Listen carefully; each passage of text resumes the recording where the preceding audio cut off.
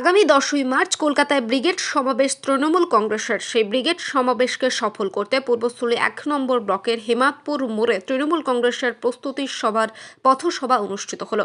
উপস্থিত ছিলেন রাজ্যমন্ত্রী স্বপন দেবনাথ, পঞ্চায়েত সমিতির সভাপতি দিলীপ মল্লিক, ব্লক সভাপতি রাজকুমার পাণ্ডে, ব্লকের আইএনটিটিইউসির সভাপতি পরিমল দেবনাথ, জয়হিন্দ বাহিনীর সভাপতি বাসুদেব বিশ্বাস সহ আরও অনেকে। এদিন পথসভায় 100 দিনের কাজের বকেয়া টাকা কেন্দ্র দেয়নি, সেই বিষয়টিও তুলে ধরেন রাজ্যের মন্ত্রী। দিতে হবে। ভারতবর্ষের অন্য রাজ্য যদি টাকা পেয়ে যায়, কেন পশ্চিমবঙ্গ পায় না? 21 সালে যেহেতু বিধানসভা জিততে পারেননি, তার প্রতিশোধ নেওয়ার জন্য এই কাজটা করেছেন, এই বঞ্চনার বিরুদ্ধে প্রতিবাদ।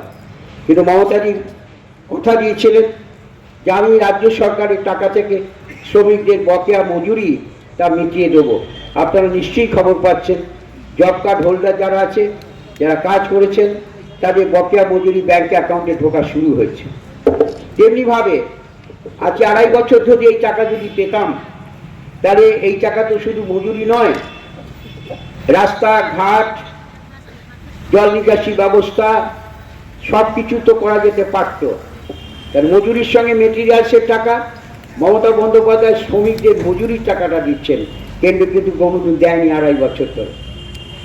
অনেক প্রকল্প করেছেন এবারে বিধানসভার বাজেটে।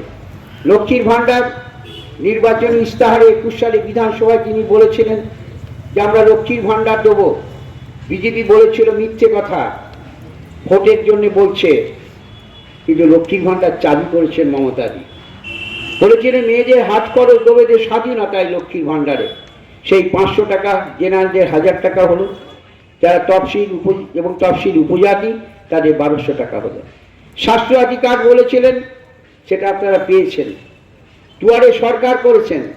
কৃষক বন্ধু যারা আছেন, তারা কৃষক বন্ধুর টাকা জমির পরিমাণ অনুযায়ী কেউ 10,000, কেউ 4,000 টাকা পান। পূর্বস্থলী থেকে প্রসেনজিৎ দেবনাথের রিপোর্ট, সুন্দর বাংলা নিউজ।